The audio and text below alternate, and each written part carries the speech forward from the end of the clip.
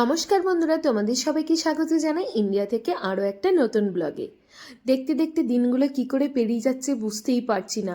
আমাদের বিদেশে যাওয়ার দিন এবার হাতে গোনা দিনে পড়ে গেলাম, আর মাত্র কয়েকটা দিনের অপেক্ষা, আবার সেই বিদেশে ফিরে যেতে হবে।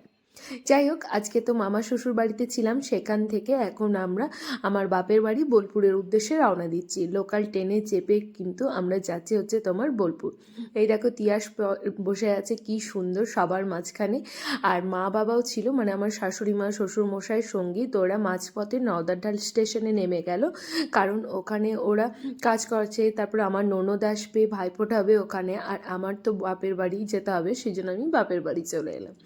বাপের বাড়ি এসেই দেখছি দিদা গ্রামের মামার বাড়ি থেকে নিয়ে এসছে তোমার হচ্ছে কাঁকড়া। সেই কাঁকড়া কোটা দিয়ে বানানো হলো ঝাল।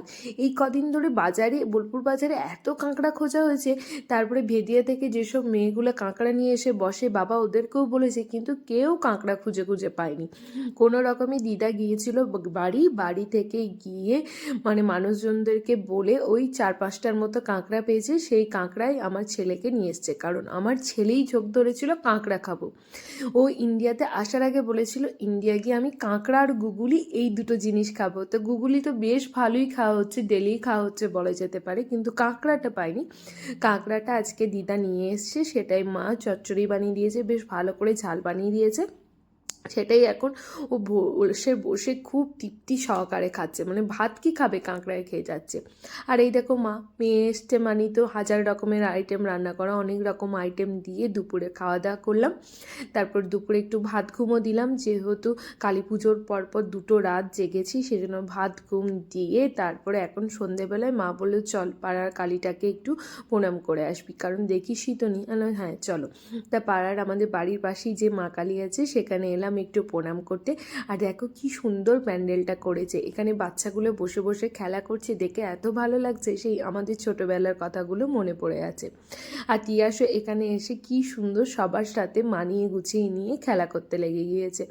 এরকম ছোটোবেলাতেও আমরা করতাম, বেশ কালী পুজো মা কালী কয়েকদিন থাকতো, সন্ধেবেলা এরকম বসে আড্ডা দেওয়া, খেলা করা, এগুলো না একটা আলাদা অনুভূতি। সত্যি মনে হচ্ছে যেন খুবই বড় হয়ে গেছি, জীবনের ওই সব দিনগুলোই খুব ভালো ছিল। এখনকার দিনগুলো মানে বড্ড চেঞ্জ হয়ে গিয়েছে।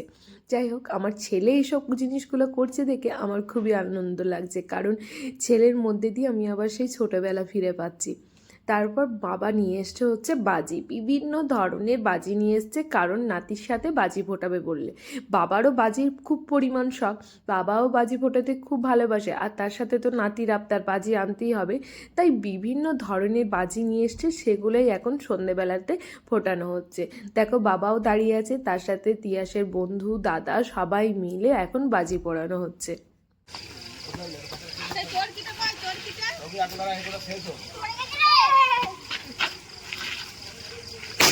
বাবারে কি আওয়াজ রে,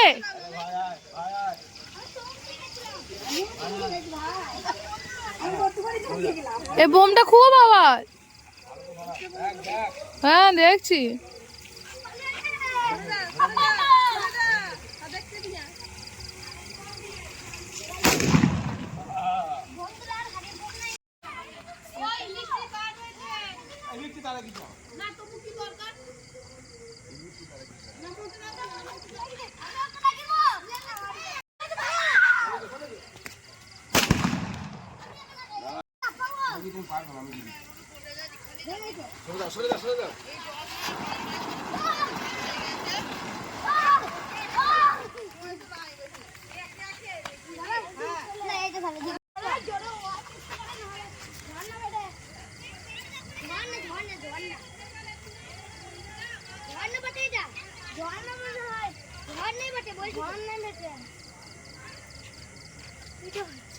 আমার ওই পেপার সময় ধরাতে হতো।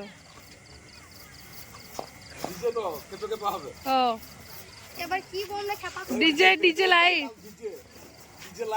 Ding ding ding ding ding, না নাচ করে দেখি। চোখটা ধাঁধিয়ে আছে। হ্যাঁ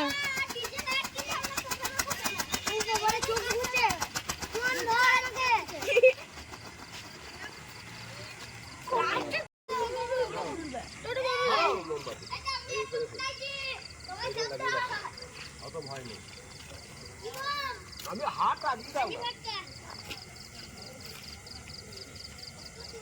হাত সরা টান করছিস তো।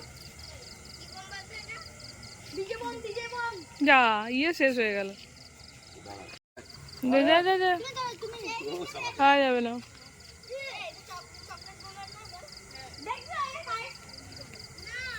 হয়ে গেছে।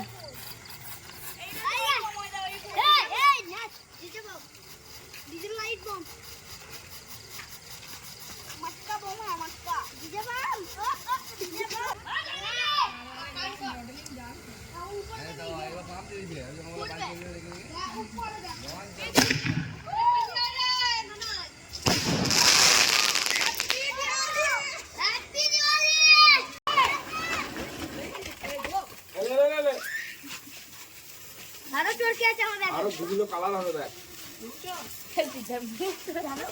বাহ, আজকে বোম ফোড়া সমাপ্তি।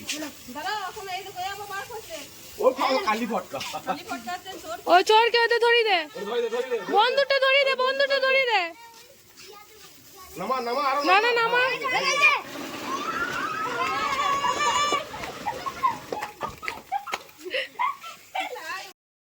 তারপর তো খুব সুন্দর বাজি পোড়ানো হলো। তারপর বাজি পোড়ানোর পর এখানে আমাদের মহিলাদের হচ্ছে একটা পিকনিক।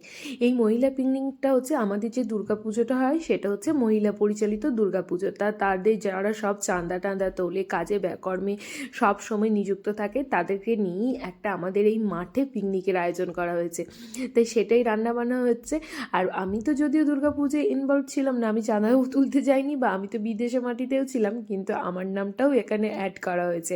আমিও কিন্তু এই পাড়ার সমস্ত কাকিমাদের সাথে আমি পিকনিকে অ্যাড হয়ে গেছি। আর এখানে দেখো মাঠে রান্না বান্না করা হচ্ছে, মা এখানে বসে আছে চেয়ার নিয়ে, এখানে মাসি রান্না করছে। আর এখানে মহিলা পরিচালিত হলে কি হবে, শুধু একজনই পুরুষ আছে, সেটা হচ্ছে মামা, যে মামা আমাদের রান্না বান্না করছে। আর এই যে আমরা সবাই মিলে এখানে বসে আছি, গল্প করছি, আড্ডা দিচ্ছি।